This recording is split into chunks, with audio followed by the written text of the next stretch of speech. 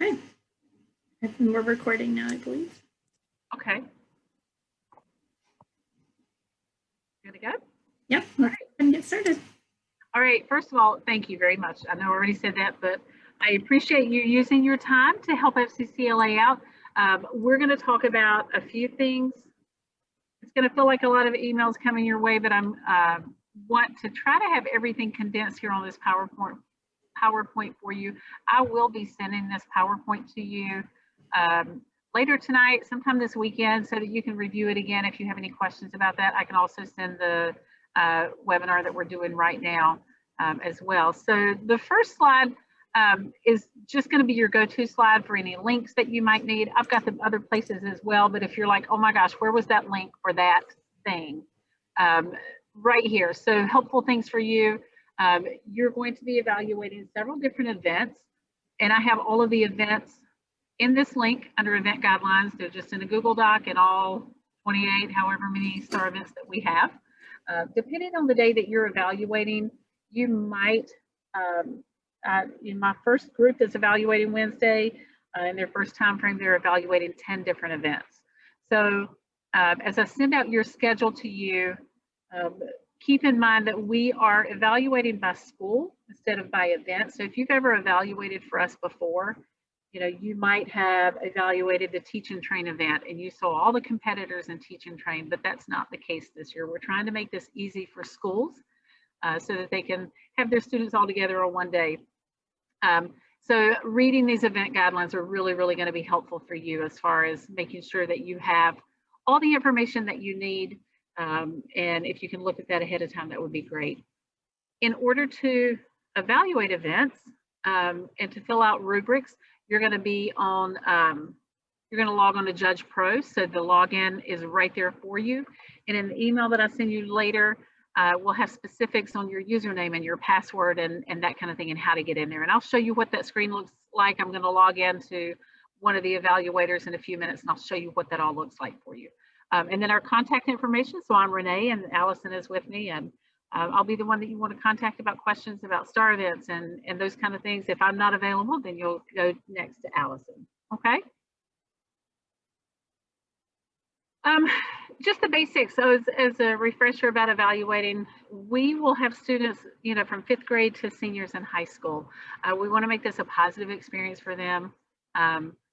Whether you are retired, teaching, student, whatever it is, this has been an unusual year, and we all know that. And, you know, a lot of things have been either canceled or postponed, or life has just not been what it needs to be lately. And so we want to make sure that this is a positive experience for our students.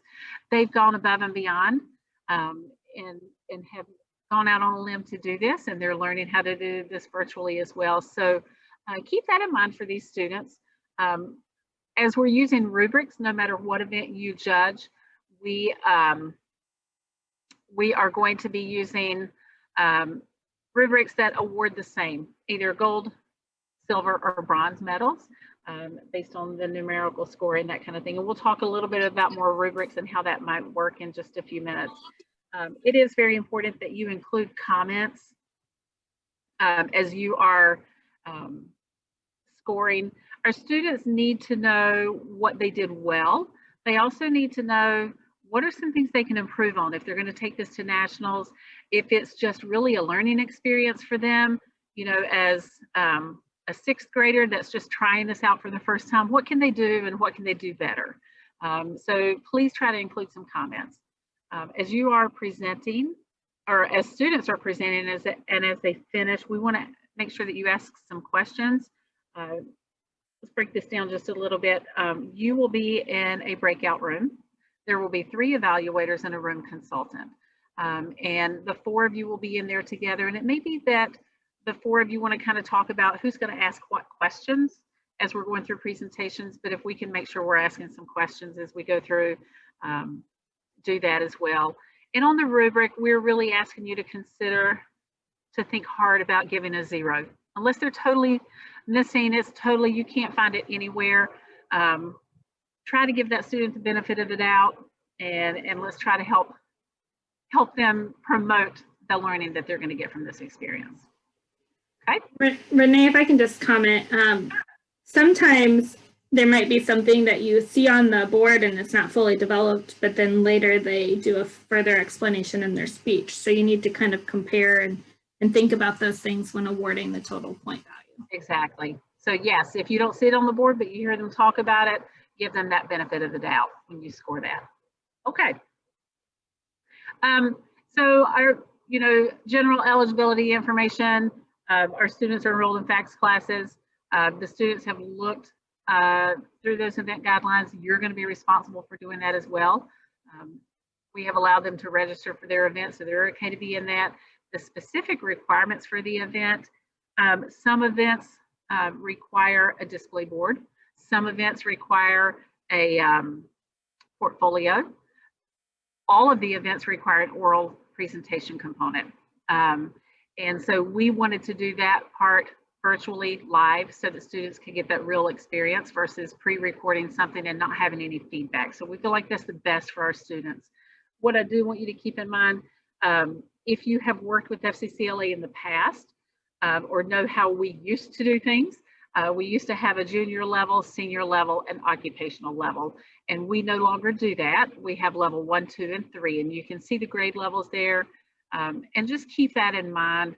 In that level 1, you have a 7th grader doing a presentation on, obesity and how they might approach it versus somebody as a senior who's got a little bit more experience about that and a little bit deeper knowledge that they've gained from that presentation. So we're just asking you to consider their age, their maturity level, their knowledge base.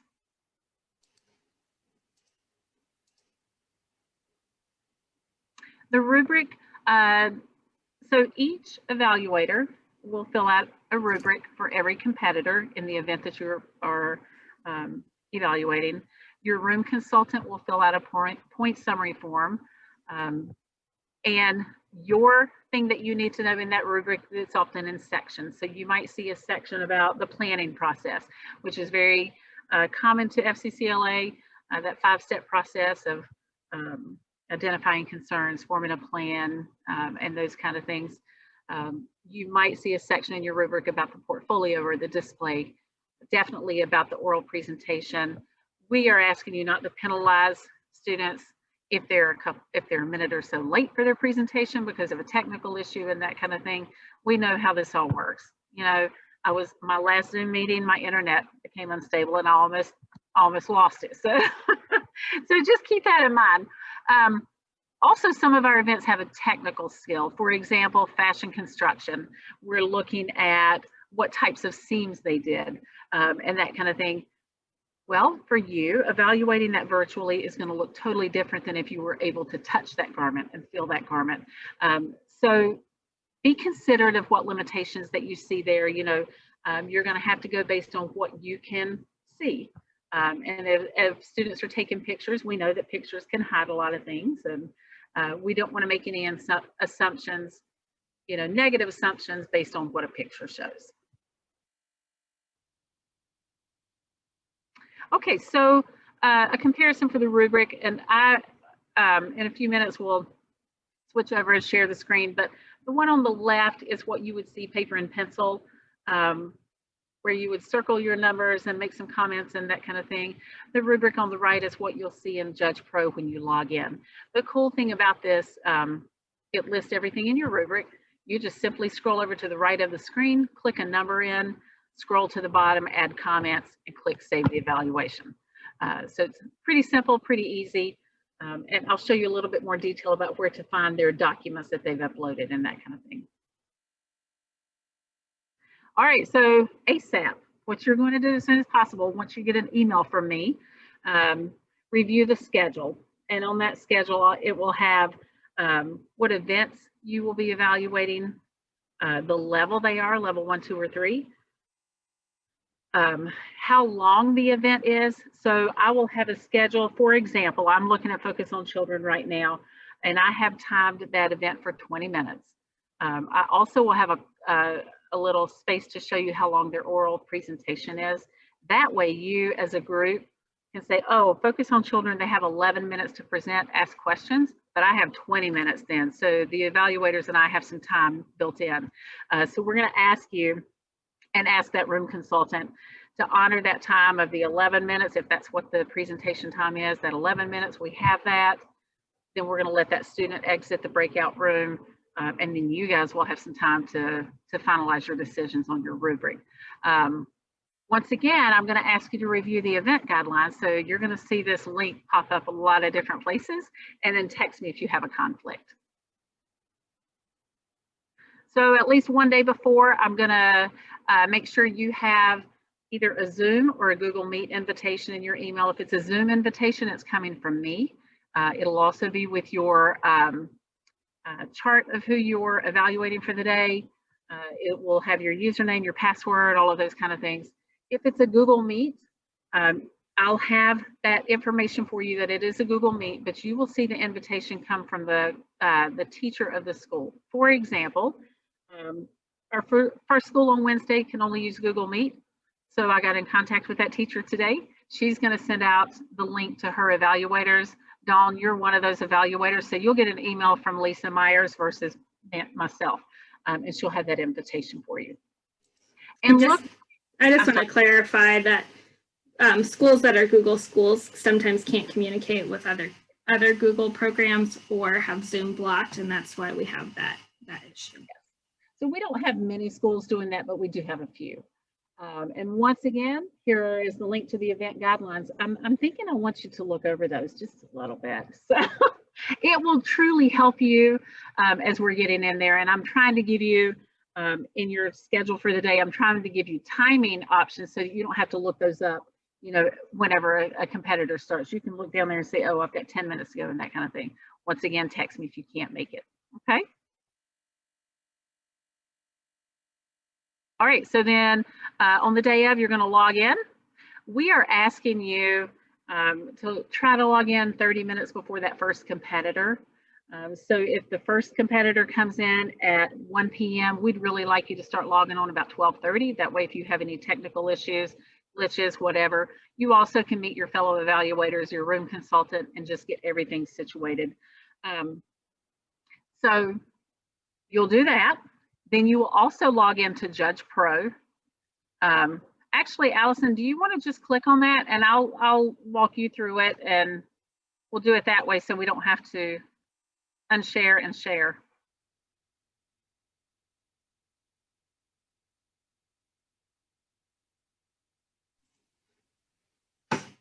Okay, so you will have your own username. This username is MARISA, all lowercase, Allison. Everyone will have the same password. It's Judge21, all lowercase. And hit submit. Okay, so as an evaluator, you can look and see every event. So this is for Marissa, and these are the events that she will be evaluating. Now, there are a couple of things that I want you to look at. It tells the event on the left-hand side. These would be the events that you want to go read through the guidelines and make sure that you're kind of familiar with those rules, okay? In the next column where it says section, everyone is in section 1. I'm sorry, let me go back to the event. I'm sorry, Allison. So focus on children, it says level 3. We'll know that those are all juniors and seniors. If you scroll down towards the bottom, we have level 1 of career investigation. So that will tell you what ages of students those are going to be, okay? Everybody's in section 1. Scoring category, this is going to be really important for you. If you are evaluating for me more than one day, you might be a different evaluator. So when I send you information, so Dawn, I know, is evaluating on Wednesday, and I already have her assigned as evaluator 2. She doesn't know that yet, but she'll be getting that in an email. So she's going to want to make sure that she chooses evaluator 2. So if you look at this screen, I tried to set this up so you can see the difference. Career investigation is about the 5th or 6th one down, level 3, and she's evaluator 1. Okay, but if you scroll to the very bottom, there's another career investigation level 3, and she's evaluator 2. So that means that she's judging 2 different days for me, and I wasn't able to assign her as evaluator 1 for everything. So your room consultant is going to make sure to let you know, hey, just a reminder, Dawn, you're evaluator 2 for the day. Karen, you're evaluator 1. And make sure that as you're clicking on those that you're choosing the right one, okay? So if you want to click on one of those, Allison, which one did you click on? All right. Focus on children. Okay, okay, so this you'll see is every student that's competing in Focus on Children Level 3. You may not be evaluating all of these people. You may only be evaluating one group. If you'll click on Newcastle's, the continue evaluation, because we've opened that up a time or two today. All right, so you'll scroll, and this is the rubric that Allison was showing you just a minute ago on the PowerPoint, where you can fill in the numbers. If you scroll to the bottom, you'll see a place for making comments, and you'll see a place to click Save Evaluation. Okay, so scroll back up to the top, and if you'll notice, at the very top of the screen is Welcome, Submit Event Evaluations. Do not do that until you're completely finished. That will be one of the very last things we do. And then you'll see Switch Events where you can go back and forth, back to your home page with all of those. But if you'll scroll down just a touch, it says going back about right there. Here is where the student will have uploaded their documents. And if you want to open that, Allison, then they can kind of see what the format might be. So this student has done a PowerPoint and she's got everything there. I want to leave it on this screen just a minute. You're going to see somewhere in the event guidelines, it talks about the online orientation document. And this first page it is exactly what that is. You don't score that. The room consultant will score that, but it's good for you to know what that is. And that's just proof that that student has gone on and said, yes, I did this project. The advisor signs off on it, and it has to be included in their documentation. So for this Focus on Children project, she's gone completely through it. You are welcome. You know, you're going to get your things a day or so before you have to evaluate. If you want to open it up and start looking through their uploads, you definitely can do that. We played around with it this morning. You cannot score it on the rubric and without it asking you to score everything. So you can at least make notes and kind of have an idea. That would be one thing I would change about it if I could, but I'm not smart enough to design this programming anyway. So that's what that looks like. I would mention too that when you have a student come on, if they have an electronic portfolio, they may end up actually sharing it as screen sharing and it being kind of similar to what you're seeing here. So that may happen, that you'll see two of the same version because they decide to screen share. Exactly.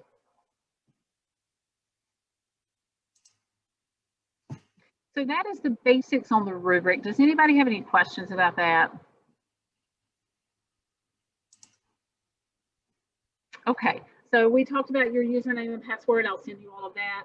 You'll see the events for which you're scheduled. That's what it looks like. We talked about whether you're evaluator 1, 2, or 3. That is so important, guys. If you just make sure that you've got that going on, that will help us out in the long run. Open the correct evaluator. When you open an event, you're going to see everyone. That room consultant will really be your go-to person. That room consultant is going to remind you that you're evaluator 1, 2, or 3. You're also going to say, this is student John Doe, and this is who we're evaluating. Make sure that that student's name is at the top of the rubric, okay? When you're evaluating an event, it would be great for you to have those guidelines available, whether it's another tab on your computer or whether you printed it out or whatever, just so you can flip through and make sure you're seeing things. Score it. You have to have a number in each box of that rubric or it will not let you save it. Make some comments. We do want them to be constructive. What did you like that they did? What could they improve on? And if you're going to make a comment, I will tell you, like I tell my students in my culinary class, I don't want comments like good or gross or disgusting. We want comments, you know, this muffin tasted dry and salty, or so if you can think of descriptive adjectives and ways to help them better their project, that would be really helpful. So you'll click save at the bottom of the screen and then switch events. So we kind of walked through that, just a reminder. For Zoom and Google Meet, make sure you've got You obviously have the capability for Zoom because you're on with me today. Room consultants are going to let you into the meeting, and then you'll go into a breakout room. The competitors are going to stay in the main room. You'll be in a breakout room, and that way your group of evaluators, room consultants, can have private conversations without anyone else hearing you. When a student enters your breakout room, do a brief introduction. They're going to be nervous. Remember that they're students, and even though there's a computer screen in between you, their hearts are going to be pounding. So briefly introduce yourself, but we want it to make sure that it keeps moving along. Make sure you mute yourself as they're presenting so that they don't hear noises in the background. And then please, we're asking you to ask questions and interact with the student when they're finished. We're timed events, so you should have plenty of time to ask questions, and then you should have some time to evaluate before you bring the next competitor in to probably a different event. So you're going to be switching brain gears quite often in your course of judging. Okay. Renee, it would probably be a good idea to get the phone number of whoever is running the main waiting room. Yes. Yep.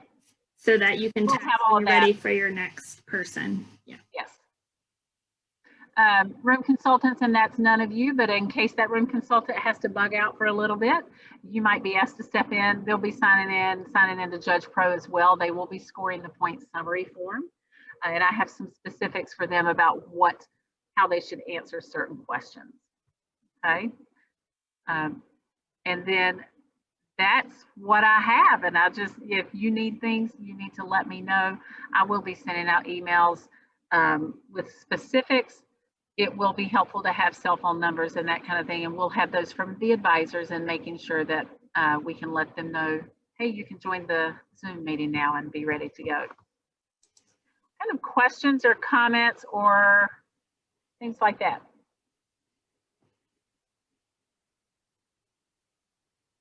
I'm going to stop recording. Please. Just to share.